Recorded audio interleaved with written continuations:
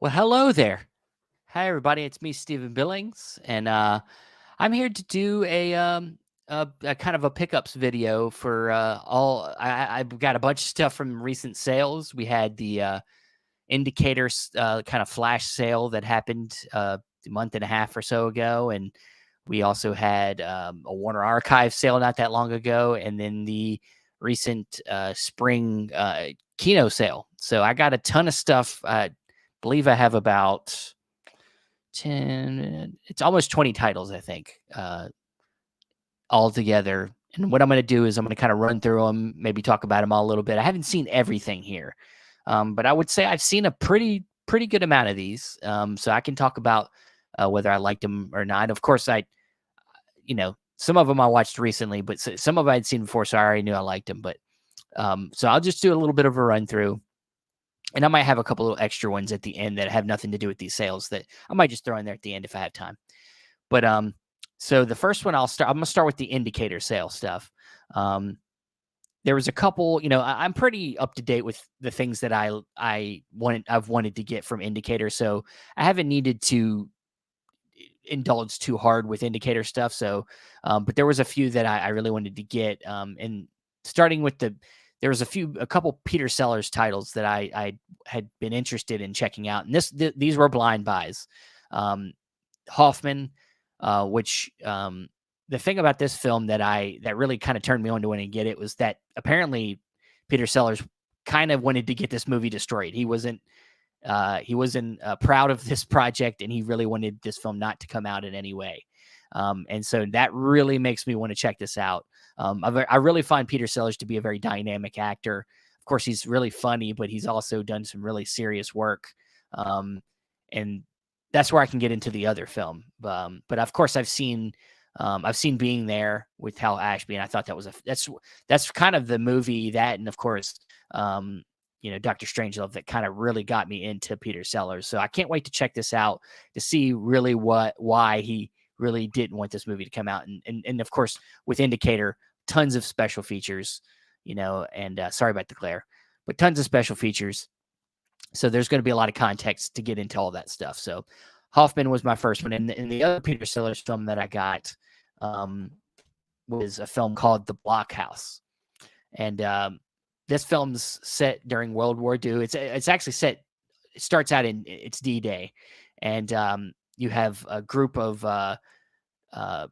POWs who get trapped in a war cellar, essentially. Like it's a cellar where there's supplies for all the soldiers that are there, ready to do battle. And so the bombing starts to happen on D-Day, and they get trapped down in one of these cellars where they have tons of supplies. So they can survive. The thing is they get really comfortable. They stay down there, and they don't try leaving. They just kind of decide that they're going to stay and wait it out until somebody comes to try to rescue them. And so, they try to come up with ways to keep up with time, but eventually that becomes a problem. And then, it becomes about their mental health. It becomes about them surviving just the in a sense, the boredom of being down there, in the seclusion, and there's like 4 of them down there, but eventually it's like some, illness and other things come to change the dynamic in the group. And it's not an easy watch. I can say this is one of them films where I appreciate it more than I really liked it. It's a very dour movie. But it's a film I feel like it's based on a true story. It's very interesting to see films like this, these little small stories that otherwise might not have ever been discovered, get made into films, and makes you want to dig into the history. So I'm hoping there's some really good context in the features to talk more about the real life thing that happened. But Peter Sellers plays kind of like you could say the brain of the group. Like he comes up with ways to keep track of time, and it's a solid film, but it's a hard one to watch. So, but the last one that I got from Indicator was one I'd heard people recommend a ton.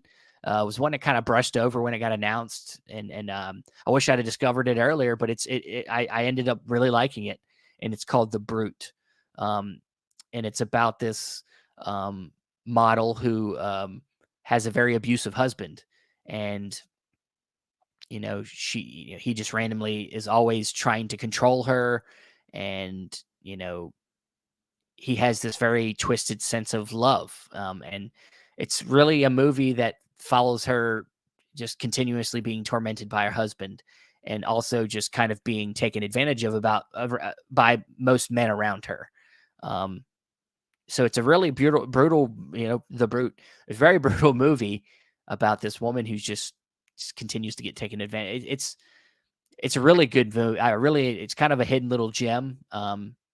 But it's hard. Once again hard to watch. It's got some really hard scenes to watch where she's getting physically abused, emotionally abused, but it's also got that kind of 70s grimy feel to it. This film came out in 77. It's also a pretty short watch. It's only 90 minutes long, so it's not going to take your whole day. And yeah, it's got a lot of features as usual. That's the thing about Indicator, tons of features. So um, this is definitely one that I'll be revisiting again because it was a very powerful movie. So that is The Brute.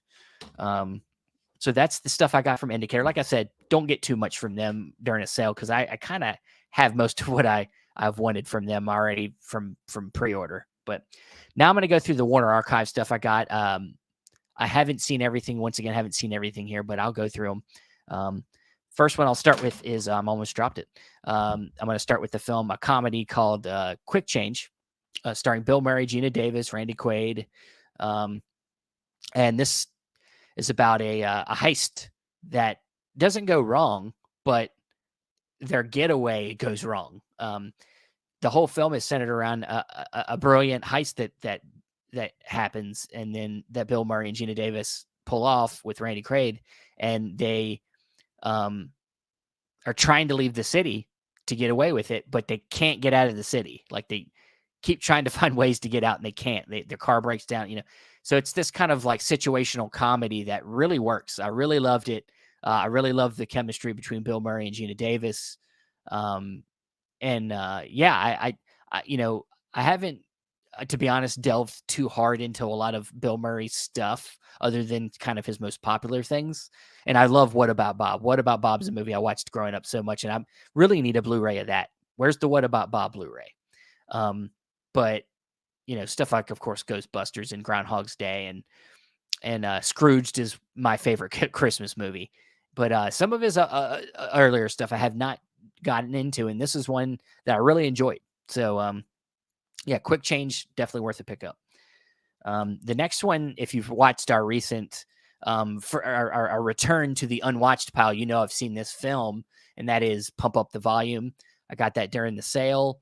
Love the film. I love films with DJs, and they're kind of the center of the story. Or it's kind of like being a podcaster, so it's relatable in that way. But I really love the kind of punk aspect of this film, where he can only be himself when he's on the mic, and he has a lot to say about society and about just what's going on at their school, the dynamics going on at the social dynamics going on at the school, and just it's just a really really well done film. I really like Christian Slater in this. He's fantastic. He goes from being a charismatic, crude DJ host to being this like really shy, young, insecure kid when he goes to school. And I really loved it.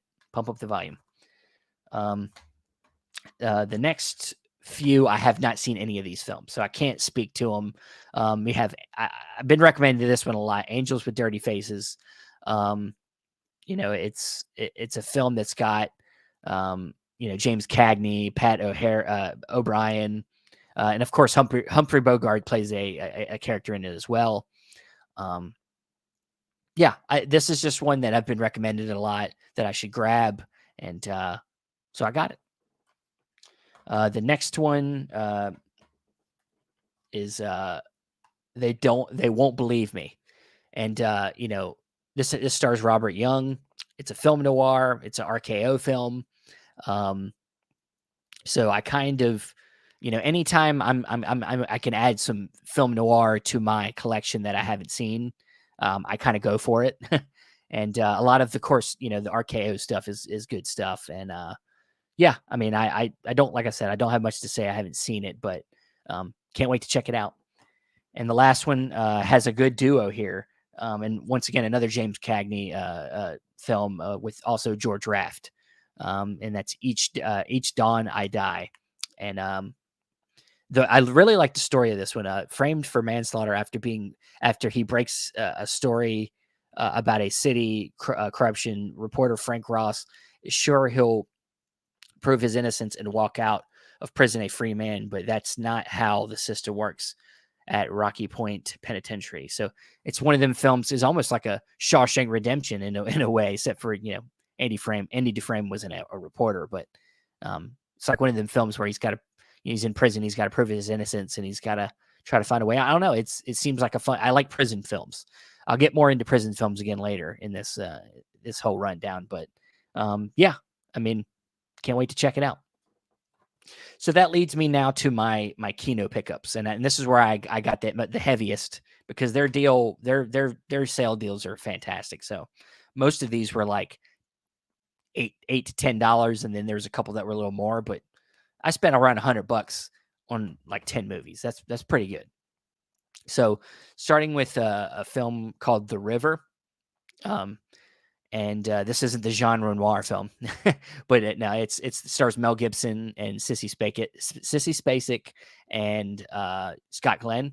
And this is a film about a family, farming family, and it's kind of about a farming community. Honestly, it's the whole town's a farming community and how they're fighting the elements. When you're living in the center of the United States, there is a lot of bad weather, and there's a lot. In this case, rainfall can just tear up your crops, and that's essentially what this movie is about, how hard it is to be, a worker like this in our culture, when people want to commercialize everything. And these people are, you know, hardworking people that just want to live a simple life, and they want to grow things, and they want to provide. And Mel Gibson plays a father and a husband that's trying to do that, and he's fighting the elements, and he's fighting commercialism, and he's fighting. It's not the deepest movie, but it's a solid and emotional, sentimental kind of drama that I enjoyed. And I like Mel Gibson. I'm a fan of Mel Gibson. Whether you like him personally or not, I like him as an actor, and I like him as a director. So, The River. Let me get a drink real quick. I'm losing my voice. All right, moving on. The next one I got here is one that I haven't seen, but the synopsis once again got me going on this one. That's a film called, and the title of the movie, So Sweet, So Dead. So this sounds to me, based off of what I'm looking into, it seems like a kind of a giallo film. And so the plot is a serial killer is on the loose. His victims are unfaithful wives, and he always leaves compromising photos at the scene of the crime. So I love movies about serial killers.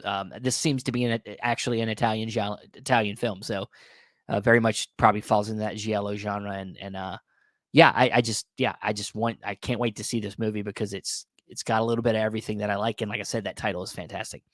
The next one I got is one I have seen. This one I'm not always into films like this, but when they're done right, they can be really fun. And that's the kind of the doppelganger genre. And that's a film starring Roger Moore, The Man Who Haunted Himself. It's really well done. I really thought that the performance by I said Roger Moore,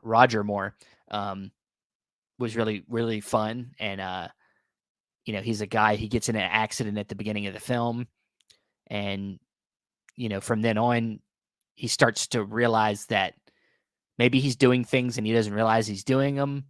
People tell him he's been there before, he's been places before, either they just saw him, and then he's but the camera, but the filmmakers are not letting you know. They're not showing you everything. Like, they do a really good job at keeping you wondering whether there's physically is if there's a physical whether there's a physical doppelganger or maybe it's all in his head. You'll never know until, honestly, the movie really doesn't give you a clear answer, but you can decide for yourself maybe at the end of the movie. But it's I thought it was really well done.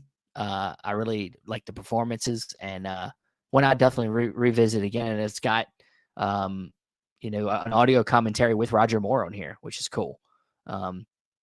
And it's got a Masters of Horror with Joe Dante and Stuart Gordon. So it's got a nice little essay on it as well. So Man Who Honored Himself, really cool. Next one I haven't seen, but the filmmaker is the reason that I got this, because I want to get all his films, and that is Joseph Losey's The Criminal. So truly, this is me getting something because of the director, because I'm a big fan of The Servant, which I really like. I also like what's the film he did? Let me look up Joseph Losey, because I've seen a good amount of his films, and I just have such a bad memory that I can't remember anything. I can't remember little things like movies anymore as I'm getting older, and my mind's going mush. But he's done Mr. Klein is another one. Just got a Criterion, really like that. And let's see here. Sorry about the nothing. Eva is another one. Indicator put that out. That's another good one. Time Without Pity, another one that I really liked. The Sleeping Tiger is another good one. The Prowler, really good. Joseph, we need a good release of that. If there isn't, I don't think there's a good release of that. He did do a remake of M, I believe, which I need to see. So yeah, I mean, I'm just a big fan of Joseph Losey, and this is why I got this. So check into it. Check into Joseph Losey. He's a great director. Next one here. I've been really interested in checking out more of Anthony Perkins' film roles, other than, of course, Psycho is what he's well known for. But he did this film with Sophia Loren called 5 Miles to Midnight. And this was really fun. It's about a husband and wife. Wife is falling kind of out of love with Anthony Perkins, and wants to leave him. And before she can leave him, he gets in this airplane accident, and people think he's dead. But he's not. And I'm not spoiling anything. This is in the first 10 minutes of the movie. And so from then on, he meets back up with her and says, "Hey, we can fake my death to get the insurance money."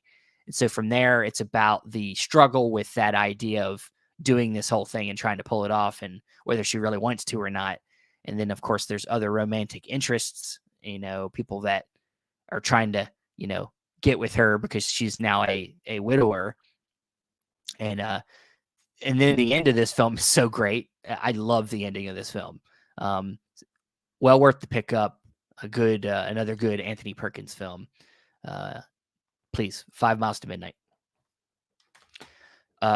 Next one is a one that was definitely a curiosity, and it's very much an experimental type of film starring the late great Rip Torn, Coming Apart. This film is honestly, it's kind of ahead of its time. It's a film that's really on a camera, kind of like a webcam situation for a film from the 1969, and it's one point of view the whole time. It's about a psychiatrist who is kind of conducting an experiment by recording all of his patients that are mostly women. And you find out through this that he very much takes advantage of that idea. But there's a lot going on here psychologically, not only just with his patients, but with him as well. And it's a very kind of brutally honest film. It's got a lot of kind of, hard to watch, kind of situations that are rough, but it's very interesting that this film very much plays into a lot of the things, found footage type of stuff that, seems to has gotten more popularized. And I never really heard of this film. At least I don't remember hearing about this film. But it's definitely an early kind of found footagey kind of thing here. So Coming Apart was, once again, it's a movie I appreciated more than I really liked it, but it's definitely worth to pick up. So, next one here is another one that the director drew me in, Fritz Lang's House by the River. And this is about a writer who murders his servant, house, whatever you want to call her, his housemaid, and his brother witnesses him trying to get rid of the body, and instead of turning him in, he helps him get rid of the body. And then the movie's about the struggle with the dealing with the guilt of doing this. And then when the body eventually gets recovered, it becomes about proving innocence and who's to blame. And so there's a lot of drama. It's very melodramatic type of movie, but a small little well done movie, well done kind of intense drama. There's a little bit of courtroom drama in there, a little bit. But Alexandra Helen Nicholas does a commentary on this. So yeah, I love Fritz Lang. I love getting anything Fritz Lang, so I had to get it. Next, we have The Landlord from Hal Ashby, which is his debut. I'm actually in the middle of watching this one right now, and it's kind of a satire about class, about racism, where Beau Bridges plays this newly appointed landlord. He takes over as a landlord for this apartment complex, and most of the resident there are African Americans, and so it's about that culture clash, about that kind of thing. And like I said, I'm still watching it, but it's definitely a very poignant film, very self-assured so far from what I can see for Hal Ashby's first directorial debut. And of course he was an editor before that for a long time, so he knew how to put together a movie. And yeah, this seems to be a really solid debut for Hal Ashby. So The Landlord. Got a couple more here. These have slip covers, the nice little slip covers. We have Electric Glide in blue. We got Robert Blake playing this cop who wants to be more, he's one of the motorcycle cops that, catches people on the highway, and he wants to become a detective. He wants to do more. He gets kind of brought under the wing of this detective and starts to learn about the real life of being a detective. And it's from 1973. It's got that grittiness. The ending of this film is pretty brutal. It's kind of fun. It's light, but it's also brutal. It's pretty solid. It's a pretty solid film. Definitely a nice little Sunday afternoon type of watch. Really enjoyed it. And then lastly, one I definitely wanted to upgrade, and I got the 4K for it. And that is, like I said, I was going to allude back to a prison film. That is Escape from Alcatraz, starring Clint Eastwood. Really love this film. One of my favorite early Clint Eastwood films. Of course, it's directed by, I think, Don Siegel. Yeah, Don Siegel. And yeah, I can't wait to see what the 4K looks like. I'm sure it looks fantastic. Kino's 4Ks have looked pretty great from what I've seen so far. And yeah, I mean, it's good to see some of the early Clint Eastwood getting, other than his Westerns, getting upgrades. So that is it for all my pickups. I hope you maybe discovered something in here maybe you weren't aware of. Sorry, I'm not being super detailed, but it's a lot of releases, so I didn't want to make this video too long. But hopefully maybe some of these that I had seen, you maybe want to take a look at. So, but thanks again, guys. Please go check out Chasing Labels. We'll have new episodes every week. Yeah, that's it for this, and I'll see you around.